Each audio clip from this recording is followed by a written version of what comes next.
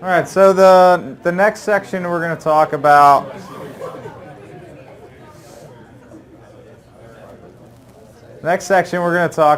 is understanding common fraud schemes. So we're going to break common fraud schemes into the following three areas: cash receipt schemes, which I'm going to cover, and cash disbursement schemes, which Teddy's going to cover, and financial statement fraud. So as you can see here, cash receipt schemes, skimming and cash larceny, disbursement, billing, check tampering, expense reimbursement, payroll. These are the disbursement schemes are often where you see a lot of stuff going on, a lot of the areas where we get involved from an embezzlement perspective. And then financial statement fraud, I'll walk through those. We break those out: revenue recognition, unrecorded liabilities, disclosures, and asset valuations. We're going to walk through a couple of those. And I guess we're going to go here for about an hour and a half on this section and then take another short break. We're going to do lunch at around 12:30 is lunch, just to give everybody kind of an update of where we're going to go. So we're going to do this, take a short break, and have a short session, and then grab some lunch. And then we'll get into the afternoon after that. So, cash receipt schemes, skimming schemes, and cash larceny. Skimming schemes. Look at the next. So this is often referred to as an off-the-books fraud. So cash is stolen before it comes into the organization's books and records. As a result, it can be one of the more difficult types of scheme to actually uncover. And why do I say that? Because there's fewer records that we can look at as forensic accountants to actually be able to identify what specifically occurred and how it occurred and how much is gone. Ultimately, we have to look at additional documentation. That'll be interesting for those watching this later on. All right, so next slide. Next slide. So here's kind of a flow of a sales skimming scheme, but I find that examples can be definitely beneficial. How many people here worked in retail at some point in their life? That's a good number of us. I spent about 7 years between high school and college working at Walmart, and worked in kind of every area you could possibly think of at Walmart, including working in their automotive section, both selling automotive products and also doing oil changes and tires, mounting, all that stuff associated with tires.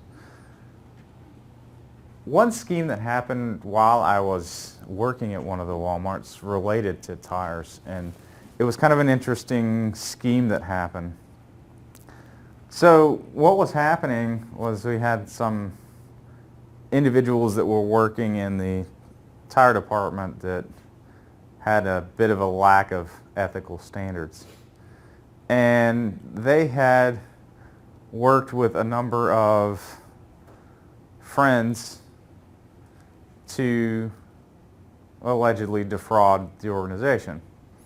And I say allegedly because they weren't ultimately prosecuted, they were terminated instead. And what they were doing was that we had a number of very picky picky customers. And so these customers would come in and they'd get a set of tires. And they get that set of tires and they go drive on the set of tires for a day, maybe 2 days. And then they would decide they didn't like the tires, and so they would come back. And being the large organization it was, Walmart would say, okay, what can we do to make you happy? And they say, well, I want a different set of tires. So then we have a set of tires that are basically brand new that are now used. And the process for used tires was that all used tires were put into a single area and ultimately picked up by a used tire dealer. Those tires were supposed to be rolled out to a locked area. 2 people were supposed to do it, and they were supposed to put those tires into this locked area, and the only situations where people should have been going in that area were 1 where the used tire dealer came to pick them up, or 2 where at the end of the day 2 people were supposed to go out and put these tires. Well, what was happening was that when this would occur and there'd be a brand new set of tires, some of the employees, when they would close up for the night, they go put those tires outside, but instead of locking the lock, they pushed it so it looked like it was locked, but it wasn't locked. So they come in then early the next morning, or maybe late the next evening when nobody was there, and their friends would pull their cars up, and they put those tires on their friends' cars for cash. So they were ultimately stealing from the organization. So how do you uncover situations like this? Somebody give me an idea. How could they have prevented this from occurring? Camera. Perfect. But what about a camera? Can you just put a camera there? Somebody have to monitor that camera, right? Right? Somebody has to actually look at it and see what people are doing. What else could they have done? Inventory of the used tires. Keep an inventory of the used tires, absolutely. And that was one of the things they ultimately implemented was 2 things. Verification. At the end of the day, 2 people had to go out at the end of every shift. You had a piece of paper you filled out and said how many tires, and both people signed off saying how many tires were there. Then when the used tire dealer came to pick everything up, they counted the sum of all those sheets should sum to what the used tire guy picked up. So some fairly simplistic procedures that could have prevented the situation from occurring. Somebody's at the door. So, sales skimming schemes, though, as I said, can be very difficult to uncover. Some ideas. Let's go to the next one.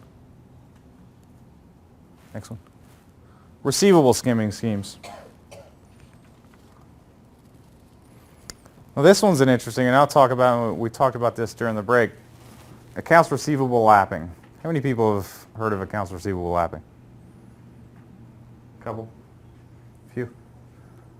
Anybody want to describe accounts receivable lapping?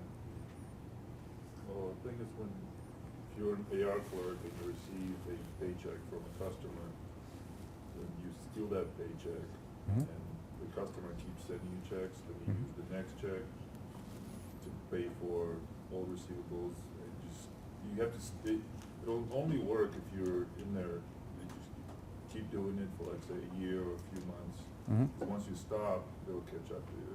Yeah, it's a perfect example. So for those that didn't hear that, is it as a receivable clerk? Often you'll see this. So a receivable clerk will take whether it's one customer's checks that are coming in and only apply a portion of that customer's check to their current account and then take funds. When the next check comes in, a portion of that next check is applied to the previous balance and a portion to the current balance. You also see, let me talk about an example where we were brought in. So we had a organization that was a delivery company. And so the delivery drivers would go out and they deliver product to their customers, and they collect from those customers, and when they came back, they gave everything to one guy. So this one guy had cash, he had the checks, and then he had responsibility for making the deposit. He had responsibility for recording everything into the accounting system. He had responsibility for reconciling their bank account. He had responsibilities for comparing sales to deposits. All responsibility with this one guy. So what was he doing? Taking the cash. Putting the cash in his pocket. This guy was working 14 to 16 hours every day. Because he was having to figure it all out. So he gets $50,000 in one day. You know, maybe $3,000 of it's cash. He puts $3,000 cash. And he has to go back to the last day and say, okay, what did I do yesterday? Whose account's getting really old? All right, I gotta apply a little bit of this here, a little bit here, a little bit here. But it's all got to sum out to the amount of this deposit, right? Because ultimately that's all the parent company was looking at. Did the sum of the deposit equate to what was recorded in the system? I didn't care where it was put, that you had a check to ABC company that was part at ABC company, part at CDF company, part at XYZ company. It's not important, right? So how do we catch them? And how do we quantify what the loss was? So that was a big question. How do you quantify this? So basically, they had to recreate their accounting, AR records. It was a really interesting engagement. Tying all this back in, we actually sent out a bunch of letters to customers, kind of as an audit. Did you pay this? Yes, I definitely paid this. Do you have, the question then is, do you have support that you paid this? Because you'd be surprised how many people have a lack of ethics when you ask them, we're not certain, did you pay oh yeah, absolutely, we paid it. Definitely did. Some of them had not paid it. What if they allege that they paid it in cash? The one process that the organization did have that was good was that they had carbon copies. So when the drivers collected, part of their policy was they had a 3-piece carbon copy. One was provided to the customer, and it said paid on it. And so the individuals that alleged that they had paid said, oh, well, I don't have that anymore. Or they said, well, they didn't write paid or whatever on this one. And they're like, well, you have 15 that all say paid and one that doesn't say paid. So from that, a little difficult from their perspective to ultimately prove they had actually paid. But it's a good example to our clients as well to be giving them advice. Make sure that you have documentation that shows that you paid. Because you don't know when you're going to end up in some situation like this. And if you are paying in cash, like we talked about earlier, we have a number of customers that pay in cash. If you're doing that, make sure you get something that said you paid it, because you don't have a copy of a check. You don't have a copy of a credit card statement. You don't have that documentation that shows that you made that payment. So it was an interesting situation. The organization ultimately recovered the funds associated with the scheme. But it took a huge effort. I think this is where we talked about, and Teddy's going to talk about fraud risk management services. This is what we talked about earlier when I said we go out to our clients and we see things that are risks for them. Policies, best practices that they may not necessarily be following. Give us an example. I had a client who had a lack of segregation of duties going on with their organization. So, well, we can't hire anybody else. And so we don't need to hire anybody else. And so, well, if you want to segregate all of our duties in our accounting practice, then we'd have to hire another accountant, right? No. How about the security guy that's sitting at the front door? Can't we use him to open mail? Doesn't he have the ability to help us out with some of this segregation? It's not duties where they need to know debits and credits. You open a piece of mail, you write down who you got it from, you write down the amount. All of a sudden we've segregated duties. We didn't engage another person. We didn't hire another person. We didn't bring in a consultant of some sort to do it for us. So those are the things that a lot of organizations don't think about. They say we can't segregate duties because we can't hire another employee. Well, you don't necessarily have to hire another employee. So how to prevent skimming schemes? And we talked about this, segregation of duties. Collecting cash, posting payments, managing customer accounts. Talk to your clients about how they can segregate these duties from each other. Enforced procedures. You can design the best internal controls out there that meet best practices, that are designed up with the standards, but if you're not enforcing them, you might as well be in the same situation where we didn't even design them, right? Taking as an example, reimbursing expenses. Often an area that a lot of companies have an issue with. Often a procedure that they design in order to protect their assets is approvals for managers. How often are managers so busy they say, I just don't have time to actually go through these in that level of detail? Well, if we designed it in such a way that the employees don't feel as though they have the time to do the procedure, it may be best practice, but we've got to think about that. Because employees are thinking about that, right? I've seen it. I know they're thinking about it. They submit the first one, something small. Maybe it's an extra cab receipt. How many people travel? Anybody travel at all?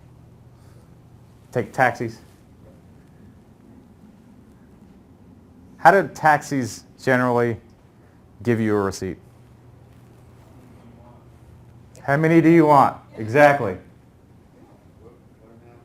What amount do you want on it? How many do you want? They'll often just, here, take as many as you want. Area of risk.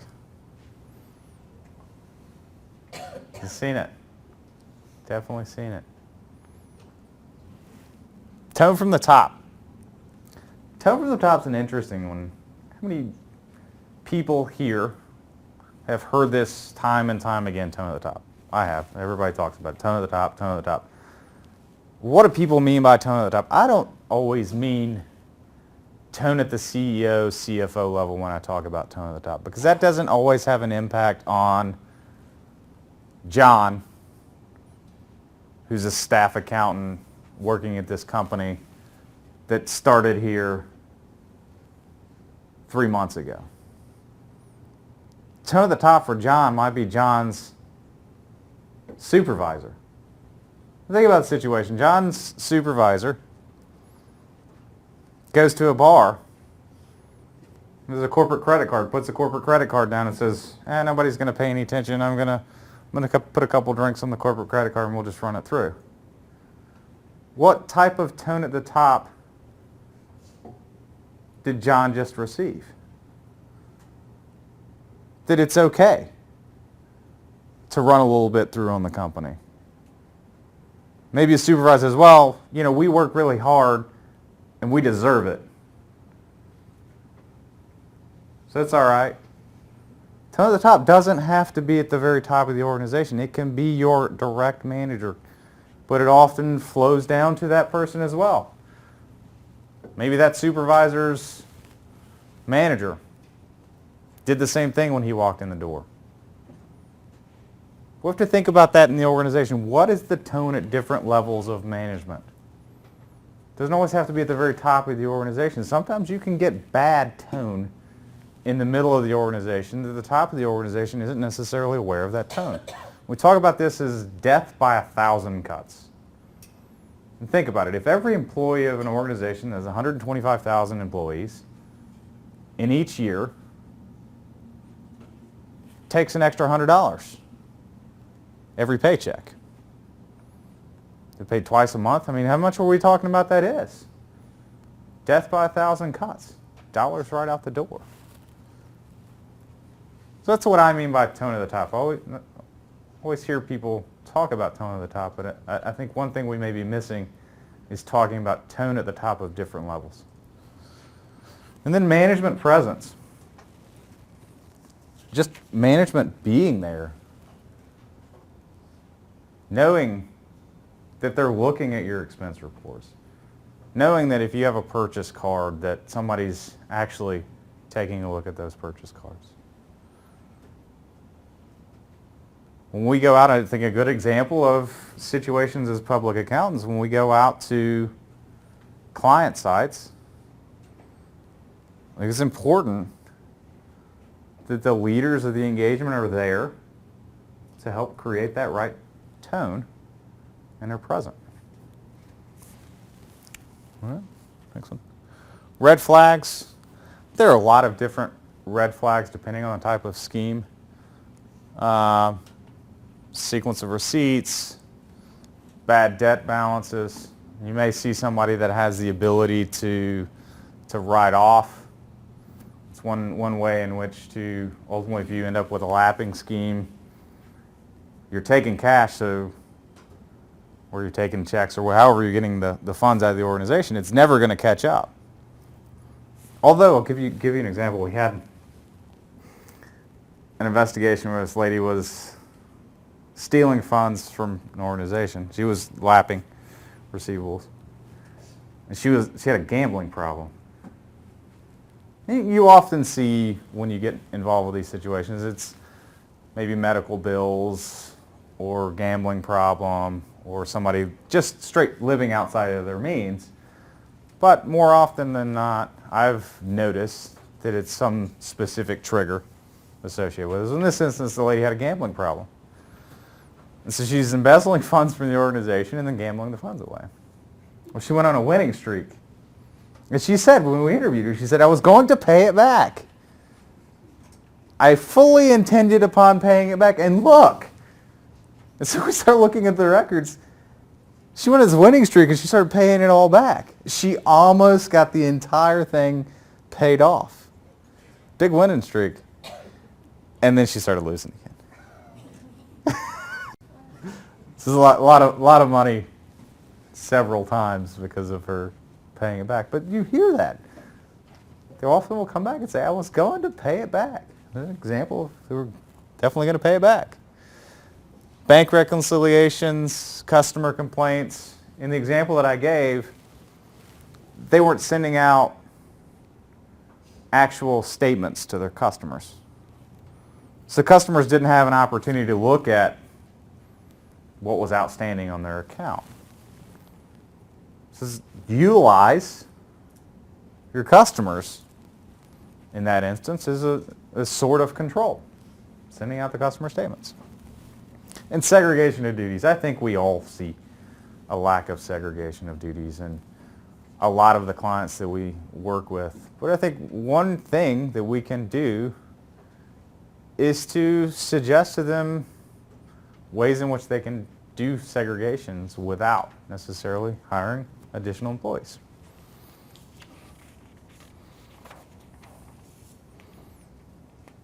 Okay. And here's some tests to run. I like the one in the middle, review invoices with partial payments. We're going to walk through kind of using some technology, and you can use technology. And if people heard continuous auditing, continuous monitoring? Anybody in the room heard that term? CACM? Okay. What that is, and I'll give as an example, Coca-Cola was a great organization from continuous auditing, continuous monitoring. They had it on their travel and entertainment spend. And so they had an entire software solution that sat on top of their SAP system for travel and entertainment. And it had certain triggers set up that kicked out exceptions that were then 100% reviewed for compliance with the organization's reimbursement policy. So it was continuous. So you spent something right now, it was analyzed. Does it meet these certain triggers? If not, kicks out somebody who reviews it. The other thing I like to refer to is periodic. And sometimes you'll hear, if you hear anybody talk about continuous auditing, continuous monitoring, they may be referring to periodic auditing, periodic monitoring. What that is some of the things that we've done for different clients, and that's done on a more periodic basis, maybe on once a month, once a quarter. Same thing, it's just you have to actually hit the go button. It's kind of why I analyze that is, all right, go and do this. So with those types of monitoring, you can review invoices with partial payments. A red flag, though, and I think this is an important thing for us to understand as accountants, and for a forensic accountant who's doing this work, or for anybody that may be doing any work where they're identifying a red flag. Red flag does not mean that fraud has occurred. I think a lot of people forget that. They come up with this great test and say, okay, we're going to find every single invoice that has a partial payment. And that's going to tell us how much fraud we have in our organization. Anybody think that's how much fraud they have in an organization after they've done that test? I hope not. So there are valid reasons for partial payments to invoices. Right? I mean, maybe a company only had the ability to pay us part of the invoice. So that's why they paid us part of the invoice. We recorded in our system as a partial payment. It's just a red flag. And so there's a couple of other here, discounts, returns, adjustments, write-offs. Each one of those we can design tests around to help identify schemes. Cash larceny schemes.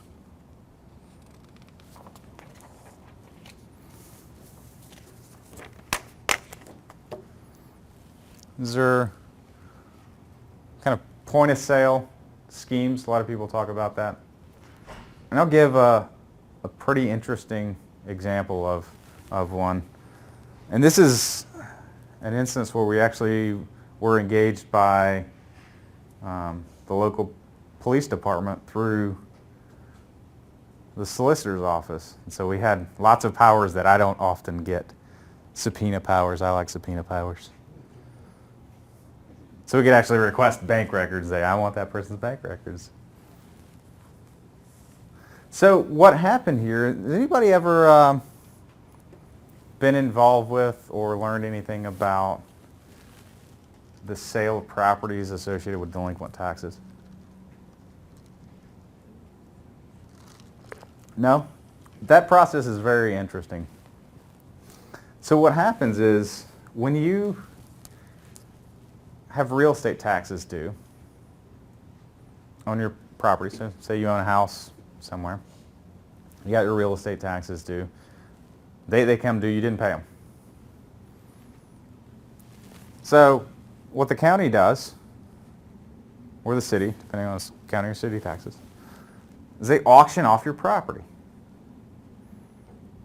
And there are organizations, I never knew this until I did this investigation, there are organizations out there that their entire business model is to invest in these tax sales. And why would they do this? And it took understanding the process before I realized why would they do this. And the reason in which they would do this is because those generally get paid back. So they buy it, they get a return on their investment, which seemed like 12 to 15% is about your return that most of these were getting, because oftentimes there is a mortgage on the property. And so the bank will ultimately realize the taxes weren't paid, and so they'll pay it. Because the bank's not going to let a property sell for next to nothing on a delinquent tax sale that they have a mortgage outstanding, and they're going to pay it, and they're going to attempt to charge that back to the person that didn't pay it, and ultimately foreclose on the property if they have to. And so this Treasury Department was the most manual organization for, I think of a Treasury Department as a bank. And it was the most manual bank I have ever seen. They were probably running with procedures that were dating back to like the 1900s or maybe even later. Because everything was just check marks and signatures. Nothing was in the computer. Everything was just handwritten. So the entire sale of all of these properties, they had this big printout. You know the old paper that had little holes on the side and prints out it's, like yay wide, and theirs was green and white. It was like one page was green and the next page was white. They printed out all of the delinquent properties on this long sheet of paper, and the assistant treasurer stood at the steps of the courthouse and one by one sold each of those properties and then manually wrote all the details of the sale down. So then come to putting that money into an account. So he collects all that money and puts it into a segregated account specific to the tax sale. Well, if I'm going to come and pay off my delinquent taxes, I pay off my delinquent taxes, plus I pay off the penalty. So that's recorded into the same bank account. So let's say, for instance, I'm an investor. I bought a house for $10,000. Okay? So I write a check to the Treasury Department for $10,000. And it's for a delinquent property that had $1,000 of delinquent taxes. Well, the individual that comes in has to pay their $1,000 plus a penalty plus a percentage. So then, as the individual that bought that, I get a check back to me for the $10,000 I paid, plus that's how you're making your 10%. So this $10,000 that was paid, nobody ever reconciled the sum of everything on this sheet of paper to the sum of what we deposited. Step one, issue. I have no clue what's in this account. So then the individual that owned the property comes in, and this happened to be a town that had a lot of individuals that didn't make a lot of money, and they saved. A lot of these families had owned these properties for years. They had no mortgage against them, but they couldn't afford the taxes. So they would save and save and save, and they come in with cash. So they'd ultimately pay their delinquent taxes in cash. And so the tellers, were the Treasury Department individuals that were basically the tellers, collected the cash, and then they went to the book and recorded that it had been paid off. And then they were supposed to deposit that, and they had to deposit that into the separate account. Well, again, complete lack of segregation. They're collecting the cash, they're recording that it was paid, they're making their daily deposit. And nobody's ever reconciling this account. So this one very intelligent lady figured this out. So she started first stealing the cash. You know, how hard is that? You come up, hand me $1,500 in cash, I put it in my pocket, I go walk over, record you paid it. Nobody's to the wiser because nobody's reconciled all these payments that are in the book to my deposit. So I just exclude it from my deposit totally. Nobody's to the wiser. Then she started realizing she could write refund checks to herself from this account because nobody ever reconciled it. There was a lot of money in there. $1 million later. They started realizing we don't have enough money to pay back all of these investors that bought all these properties. That's when they realized they had an issue. An investor's check bounced. It caused the issue. So cash larceny schemes, they're very, very interesting. So point of sale theft, incoming receivables. And we'll give one more example of these situations. There's another example from working at Walmart. And I'm not saying Walmart has a lot of great controls in place. And I think they have a lot of great controls because they learn from issues that they've had. And so here's another issue. As a employee that would run a register, you could be over or under by a certain dollar threshold. And that dollar threshold was calculated every day, and you could see what you were over or under. And there was an employee in the cash room that did all the deposits. Well, this employee was fairly intelligent as well and realized that, well, I can just take a little bit from everybody. Just show that they were all off by, $1, $1.50. So she ran this scheme for a good 6 months. But kind of like every other scheme, one day she decided she needed a lot more money than the $10 or so that she was getting on a day. So she took several hundred. And their procedures they had in place caught that. So another example that you have to be careful as to what policies you implement. If you implement a policy that says you can be over or under by a certain threshold, you have to understand what risk that could create down the line. Is there a way to aggregate each one of those for some employee upon which they're going to be taking more money? Next. How to prevent cash larceny. I think we really go back to what we've talked about with the other schemes: segregation of duties, enforced procedures. Tone of the top. We talked a good bit at tone of the top. And then one I want to add in here, proper supervision. I think proper supervision is an area that a lot of people don't think about maybe. They think we've got supervision, but is it proper supervision? And you look at these, I've looked at them, I've looked at control test work, and your control is that somebody's reviewing it, and the way in which they're documenting their review is their initials in the right-hand corner. Well, if I'm going through and I'm flipping through the right-hand corner and GTW, GTW, GTW, was that proper supervision? Did I really perform what I said I was going to perform? And then next, red flags. Very, very similar.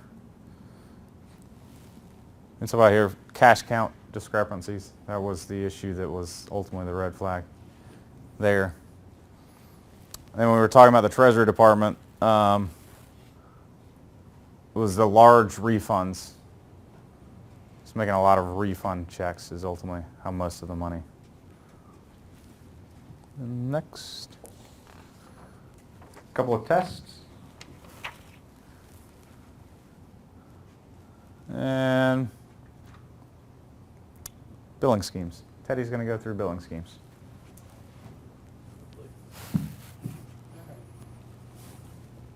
Okay, can everyone hear me? Is this actually working in the back? All right. Put this on? Yeah. In just a second. Just make sure we get Teddy's voice recorded.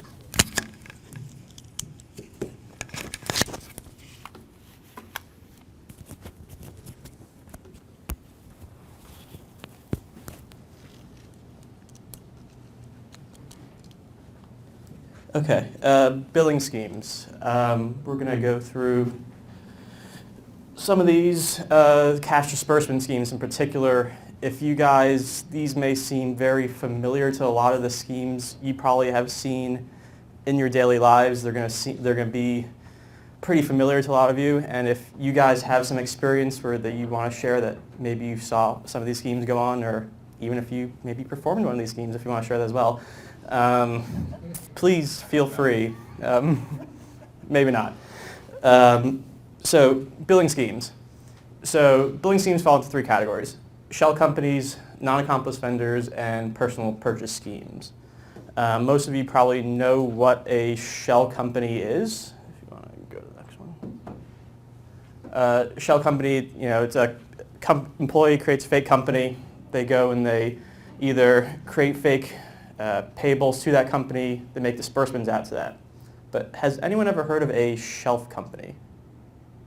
Does anyone know what a shelf company is? For those of you who don't know, people started figuring out that these shell companies existed, and anyone who would look at it, someone like Tyler and myself, would go in and see that these companies were created by an employee within the last 6 months, and it was a brand new vendor, and that they were sending these payables out to them and having disbursements. Shelf company, on the other hand, operates exactly the same as a shell company, except it took a very long time to make this shelf company.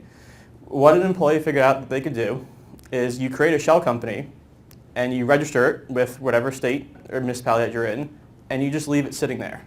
And you file the yearly registrations with the state. You have your management, and you just have a history. Let's say you created in 2006.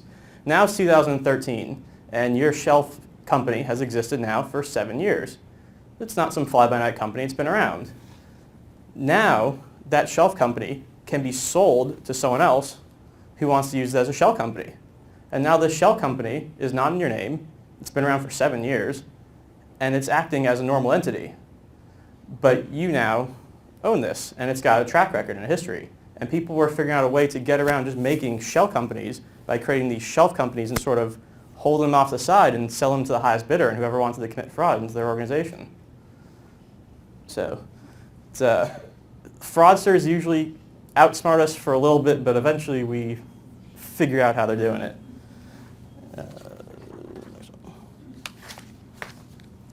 Next slide. So non-accomplice vendors, pay and return. You guys may pay a little attention to this. Will come up later in the case study, possibly. Double payment on invoices, intentionally paying the wrong vendor, overpaying vendors. You see a lot of these in kickback schemes. It's usually some sort of collusion between the company and the vendor. They'll make an overpayment, maybe somewhere near year end. They'll get some little financial statement management in this way. Purchasing excess merchandise is a big one in retail, and returning and pocketing the excess refunds is how a lot of these companies make some good money and some good earnings management as well. Also, overbilling on fake invoices, but they do it to actual vendors.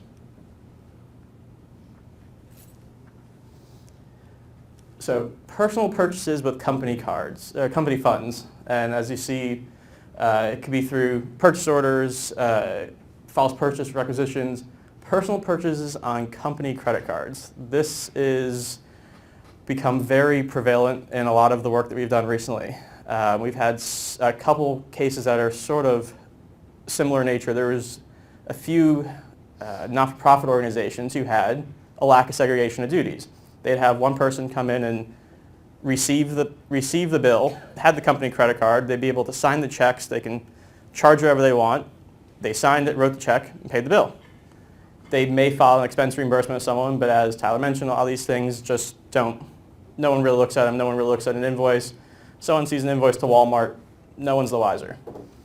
However, a lot of these things can kind of slip through the cracks of the company. Usually, you'd hope they maybe get caught by an auditor. A lot of what we've been seeing recently is a lot of auditors have failed in assessing some of these risks. So they'll see maybe a company credit card, and it'll have a charge for $5,000 a Visa bill. And someone who maybe was the one in the Treasury Department who has access to all these items would put on there and say, here's the check, I paid the Visa bill. It was for supplies. Auditor says, great. Well, if you don't maybe take that next step, which in a sort of investigative mentality, you have to take that next step to check but agree but verify, you may miss some things. And so in a lot of these not-for-profit organizations, a lot of these things that some of these auditors tend to miss, and some of these things that people would put on their company credit cards, you'd start small. You maybe go to Walmart, you go to Target, you buy a few supplies for the office, then you maybe slip in something for yourself, some electronic or something that maybe for $20, $30 that you need for maybe your kids, something. But then people started charging meals. Then they started charging clothes. I don't know too many people who work at not-for-profit organizations who need to shop at Victoria's Secret on the company credit card. I also don't know too many that need to go to banks and take out $500 cash advances 3 times a month for the not-for-profit organizations. One of the more interesting ones we've seen are people who have had adult entertainment website subscriptions on a not-for-profit organization's credit card. So things that, and someone, if you are not careful, if you don't have someone checking these bills that are coming in before they're being paid, or if you don't have an auditor checking these bills, can easily slip through the cracks and costs hundreds of thousands of dollars over many years. And it's just, $30 here, $40 here, and it can add up very, very quickly. How to prevent billing schemes. Tyler went through all these. Most of them, these are the same. Segregation of duties is a big one, as Tyler said. A lot of organizations don't have the ability to fully segregate duties. Do what you can. We've worked with people to work around segregation, to be able to have some sort of procedure in place to actually review these transactions and have someone who's reviewing the transactions maybe sign the checks who's not the same person who receives the bill or sends the checks. Okay, next. Red flags, multiple payments to one vendor on the same date, payments to multiple vendors, invoices with no sales tax, odds that also round dollar invoices are suspicious. Invoices for similar amounts, this typically comes up in audits. People tend to learn what materiality limits are for individual items, and you can sort of run a check to see if there's a lot of transactions that fall just short of materiality limits. So a lot of these $9,999 transactions, or even $9,950 with no cents, very, very even amounts of transactions that fall right below materiality limits. So it helps to, from an auditor's perspective, it helps to change your materiality limits each year so these employees don't learn how to get around those. Expenses consistently exceeding budget projections, increases in soft account balances, things like meals, entertainment, miscellaneous is a big one. We've seen a lot of these credit card issues be just tagged into miscellaneous, which to me that would sound suspicious, but to a lot of people apparently it did not. Things that are services that don't have hard receipts necessarily for these transactions as well. And suspicious invoices with PO boxes or residential addresses, or out of order or out of sequence invoice numbers. Tests to run, and we'll talk about these, but you probably know most of these. You check invoice numbers, you review financial statements, do a little analytical procedures on financial statements, compare year by year, check invoice expense accounts to see what has grown or reduced on an odd amount. Compare it to budgets if organizations or companies have budgets. Sort invoice numbers to see if anything's out of order, anything is duplicated, and comparing employee names, numbers, bank account numbers, addresses, anything that may be linked to a vendor listing that could have similar information.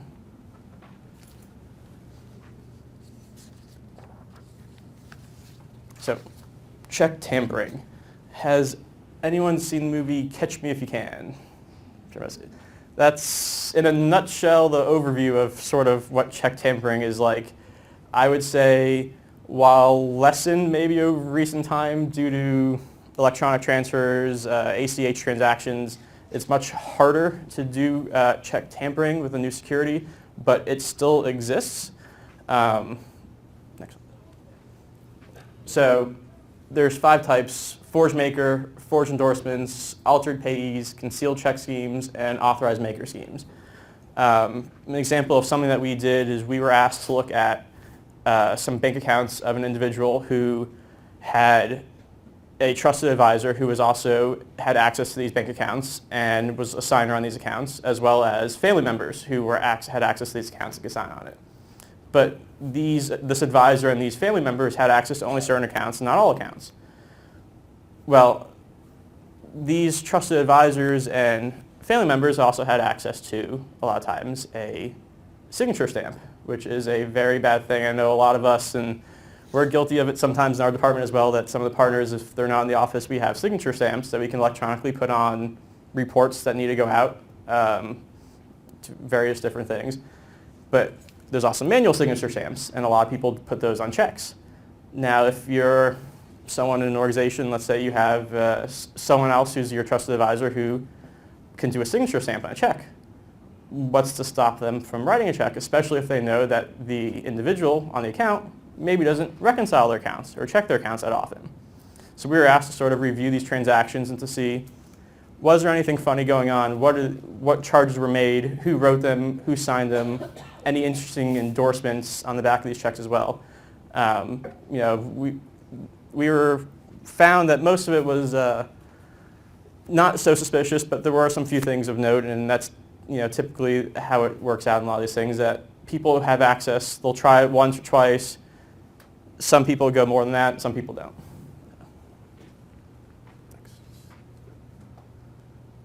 How to prevent check tampering. Again, segregation of duties, big one. As I said, signature stamps, very, very dangerous, very important to keep those in a safe place. If they're electronically, don't put them out on a server, don't have them available for everybody. Have one person have access to them. If they're manual, keep them locked somewhere. Very crucial. And requiring dual signatures, although in instances of collusion, we have seen collusion where dual signatures sometimes it does fail. Those are much harder to catch. Collusion in general is the hardest type of fraud to detect. So that sometimes is very difficult, but there are ways to figure out if the dual signatures has failed.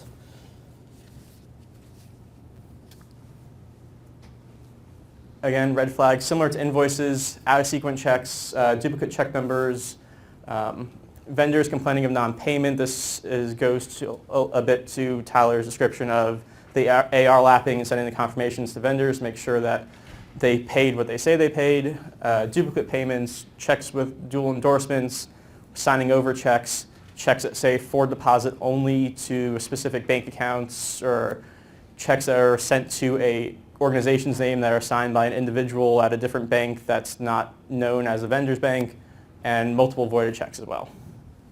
We had a interesting thing happen at Tauber Balzer where we had somebody had a copy of one of our checks. I guess we paid them as a vendor, and they later on, years later, made their own check, and on December 31st, they wrote themselves a check for $50,000 and actually got a retired partner's signature from the tax return who was not able to sign the check, and the check went through, but when they finally questioned the person, he said, well, we know that a lot of checks are written on the 31st, especially in December, they thought it would go through, but, you know, I thought maybe they could sneak it through by they took the signature off the tax return, copied it exactly, and put it on the check, but that partner was not authorized to sign checks. That's a very good point. I think a lot of what is hopefully safeguard, I haven't heard any stories, so the safeguards must be working well with all these banks now doing mobile deposits and signatures and things that maybe don't hit the bank right away. And I know I've used mobile deposit on my phone. I don't know how many else of you have probably done it, but it's really convenient and really easy having to go to the bank. But they just tell you to hold the check and dispose of it after 3 months. Well, what if, Tyler and I don't dumpster dive, but some people may dumpster dive. People go through mail. If it's not shredded, it's just folded up. You throw it out.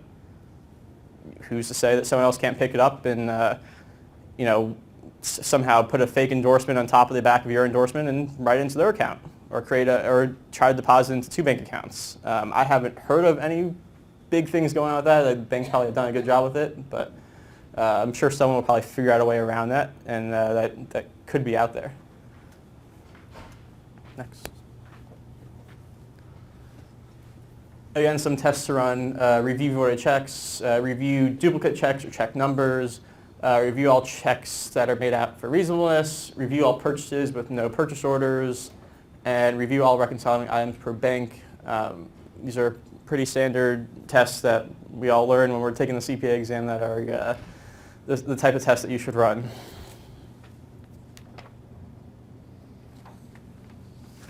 Expense reimbursements.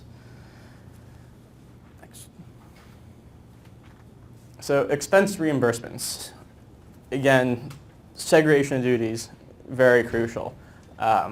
We've done a couple of cases I talk about with credit cards. We've also seen expense reimbursements in the same vein, where an employee has access to create the expense reimbursement. They know the individual who's signing it's not looking at it. They submit all the receipts that seem reasonable, and they run it through and they get a reimbursement. And you look at the receipt and you see Walmart, Target, and even an auditor who may look at it and say, okay, Walmart, Target, they have some supplies, maybe reasonable. But if you look line item by line item, you may see some pens, receipt, some actual supplies, folders. But when you look down, we've seen PlayStations, electronics, iPods, things that all these big box stores sell that are not most likely expenses of the organization that come about that will get run through reimbursement, and a lot of these people will get paid for. So ways employees commit expense reimbursements: personal expenses, fictitious expense reimbursements, and multiple reimbursements. So reimbursement schemes. Again, policies and procedures are very important as long as they are followed. Clear policy, what's reimbursable, signed by each employee, serves 2 functions. Provides evidence employee received and understood the reimbursement, and avoids confusion. We have a matter that we've worked on that they admit that there was an employee theft of expense reimbursements, that CFO had access, was submitting these expense reimbursements and paying herself back. We went back to the individual and said, well, was there a policy to follow in these expense reimbursements? No. Was there an authorization of these expense reimbursements? No, she was the CFO. So how it makes our job very difficult, we want to help someone that they're filing an insurance claim if they can't, not only do they not follow any procedures, if they don't establish any procedures for these expense reimbursements, they have tens of thousands of dollars walking out the door every month because of these procedures that aren't performed. Enforcing the procedures. Require the documentation, require original receipts, and require requests within a certain time frame. Red flags. Many expenses, high dollar items paid for in cash. Sometimes people will submit receipts for these that I've seen, and it's similar to the cab receipt where it's just written on a piece of paper, paid for in cash, $60 dinner, or cab ride for $60. And it's written on a piece of paper and the person photocopies it, submits it, and that's the receipt. expenses which are consistently the same amount, reimbursement requests for similar transactions, and employee submits reimbursement requests to multiple supervisors. A lot of organizations, I'm sure Tyler's probably saw that several times when he was at Coca-Cola, people who have multiple supervisors trying to get through to different individuals. Has anybody ever heard of click to submit fraud? Click to submit fraud. No, it's an interesting one that I think we should all be aware of, especially in the day and age where a lot of people are shopping online. So the idea is that when you look online at what you're purchasing, you put stuff into your cart and then you go into your cart to buy it and it shows everything you're going to buy and shows the total and it says click to submit. Well, one thing people do is that they print out that page. They never click to submit and actually make the purchase. And so they submit that printout that says click to submit, meaning they never actually purchased the item, submit that for reimbursement. And now they've just been reimbursed for an item that they never actually purchased. Click to submit from. I guess they could do the same thing, like if they had a copy of the check, they could just write a check and not send it.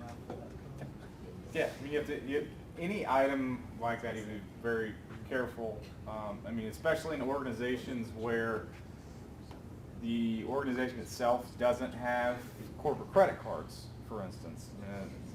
A lot of places now have moved to corporate credit cards by employee so that they can match up the expense on the credit card to the invoice so that they know that the expenditure actually occurred, so that they're not getting a expense where it's a click to submit type fraud situation where the employee just says, yeah, I spent this dollar, but they actually didn't.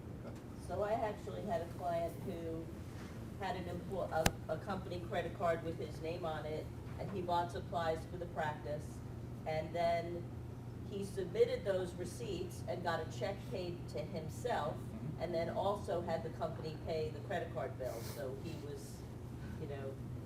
but we kept seeing the same amount show up twice in the expenses for the Yeah. same exact thing. It's like, what? Yeah. So we were actually the ones who caught that. Yeah, I've seen that one before. That one's definitely a thing to think about. And what are the process around which you would get reimbursed, and what is the support documentation necessary to submit, and then comparing that ultimately to a corporate credit card. The other thing that you can run into as well is some organizations have a credit card. So an employee might have a credit card, for instance, and they might also have, for the department, a purchase card. So if you're careful in those situations as well, so you've got two different cards and what's going on with the two different cards, the card for the department versus your card that you may have, versus is there a way in which to as well get reimbursed for items that aren't placed on either your corporate credit card or that purchaser's card. Next one. So again, some tests to run. Compare travel entertainment expense for employees. As Tyler said, that they had continuous monitoring and Coke on that specific expense. It's a big line item. Travel entertainment by employee, noting anomalies. Review the timing of the expense against employees' vacation and PTO time. Also weekends, late nights, holidays, things of that nature are also signs that there may be fraud. Again, everything is always maybe fraud, but always verify if there is. Not everything means that there is fraud that you see that's suspicious. And take a sampling of expense and review for proper procedures. So, payroll schemes. So 3 types of schemes: ghost employees, falsified hours, and commissions. We actually, same matter that we worked on where the CFO had access to expense reimbursements, also cut payroll checks. And she worked there, and she made a good salary, made a very nice salary, but would cut additional payroll checks to herself. And no one approved it, and she was able to sign them and send it to herself. She also had, her daughter was on staff, and she'd cut payroll checks to the daughter. Most of these were valid expenses. And her husband was also on payroll, but her husband wasn't on staff. And so she'd cut checks to her husband, and she'd sign them, and she'd send them out, and her husband was on payroll. Never figured out what he did. And on top of these, she then cut bonuses on top of her salary. She'd say, $10,000 bonus this month. I did great work. And, and she'd send herself a bonus check. And when asked about it, she said, the boss approved it. The boss approved bonus checks to her daughter, as well as the husband who didn't work there. And when we asked the owner of the business, what kind of process did you have in place for the payroll? Did you review them? Did you sign them? Did she prepare them and have someone else dual signature? No formal process, no written process, no procedures over how these are performed. It was trusting can be a very dangerous thing. You have to be careful who you trust to do this. A lot of people are unscrupulous in this world, no matter how good of a living you think they're making. Next. So, ghost employee schemes. I think most of you have probably heard of these. Ghost employees, someone creates, doesn't even have to be a fake individual, could be someone like a husband, adds them to a payroll, the person does not work there, has access to be able to cut them payroll checks, they enter time, the employee enters time for them, gets them to have an hourly rate, cuts out a check to them, and the check is then delivered to the employee. A lot of times now it's ACH. Maybe it's, like I said, it's a husband. Maybe they have the same bank account, and you just ACH route to the same place. Very simple for a lot of these employees to do. Get on to the next one. False hours, time cards, timesheets.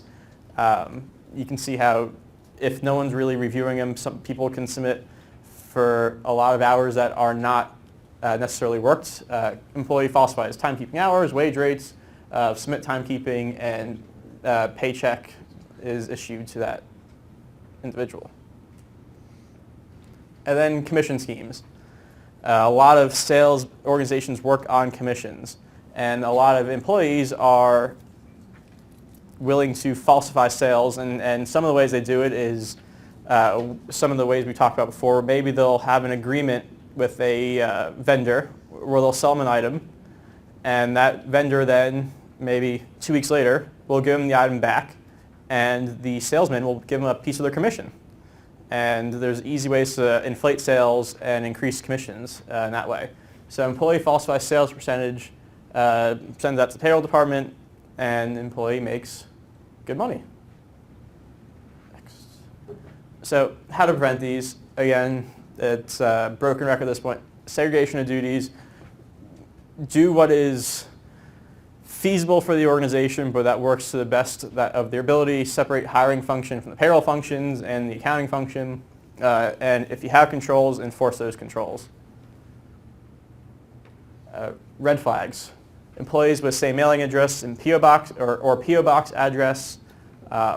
Just because they have a PO box address does not mean that it is fraud. We've seen cases where it's not, but it's just usually a sort of indicator that there may be something there. Employees with no social security number, tax deductions, phone numbers, mailing address, or just simply duplicate employees. Expenses consistently exceeding budget projections, employees that consistently receive more overtime, or commissions do not correlate with the sales as compared to prior year.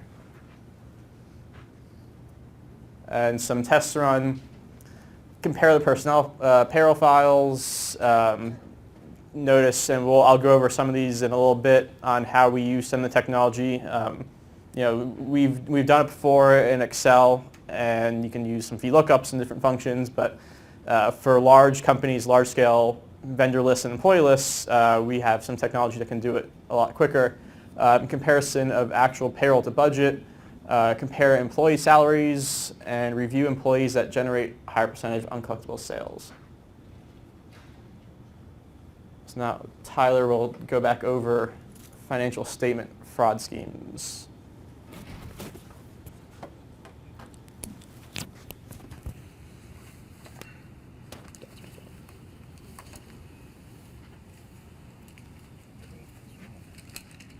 Let's do this one. That's another one.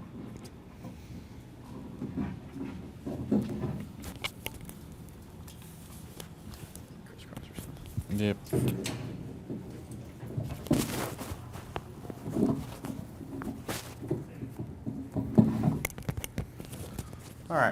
So we're going to finish up with financial statement fraud schemes, and then we're going to take a little break.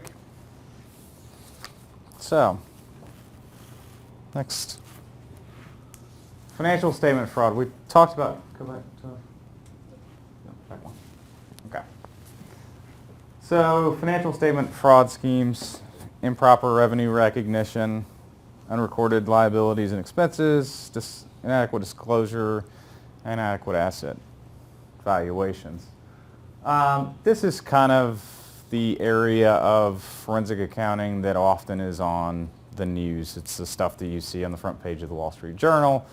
It's the stuff that when you see these greed deals, they do these specials on greed, you see the issues like this. I'm going to walk through kind of one large investigation that I did a couple of years ago that I think hits home on a couple of items here. Go to the.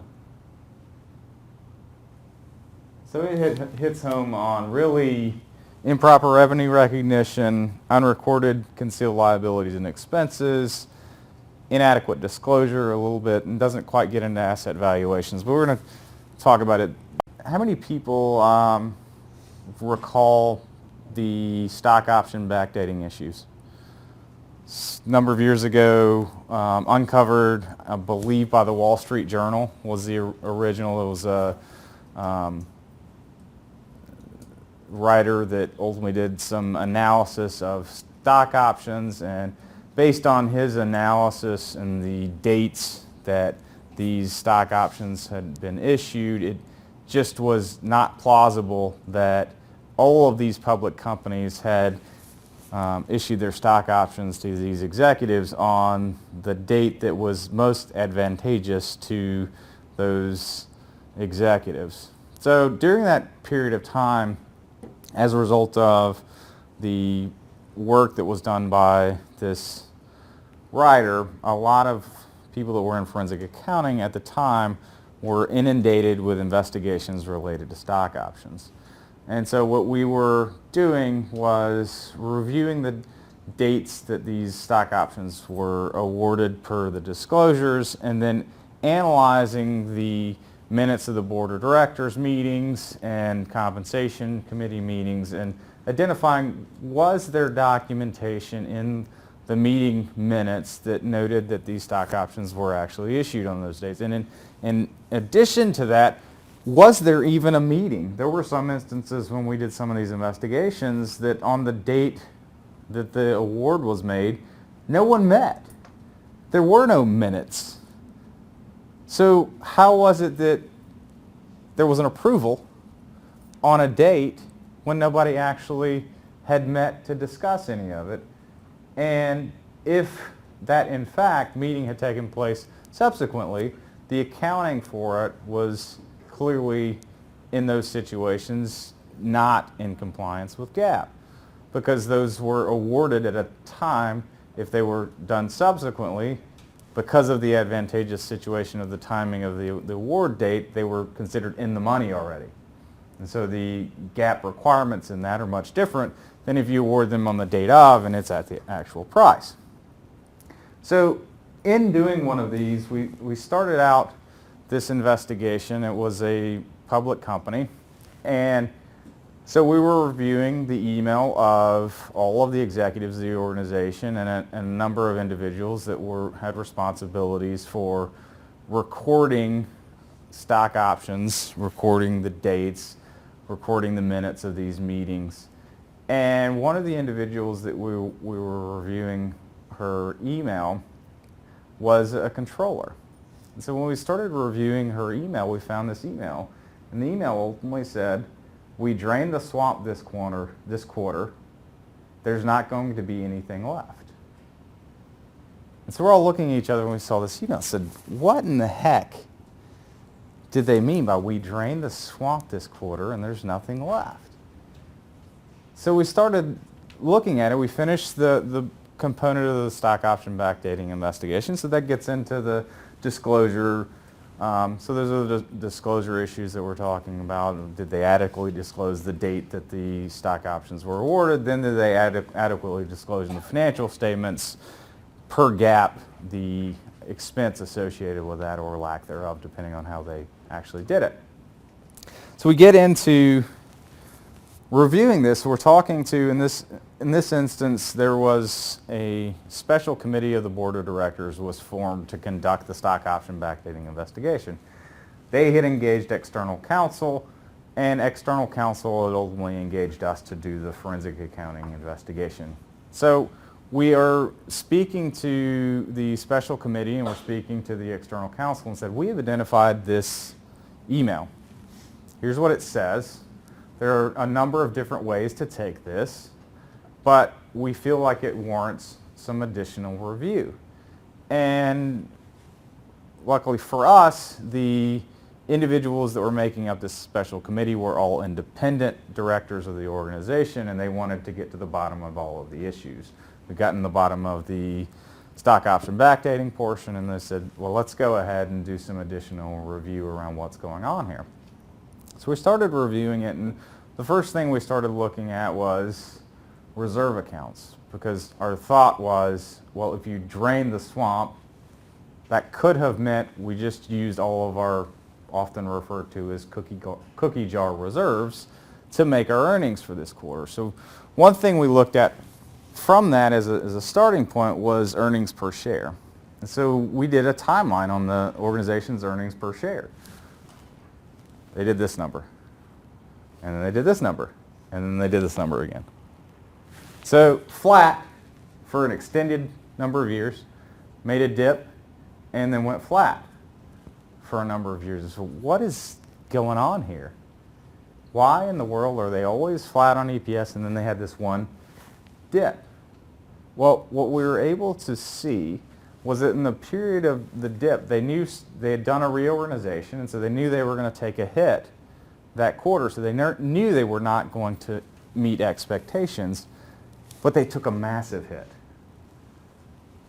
And what they had done a reorganization, and they did an acquisition of an organization that was in the same business as them.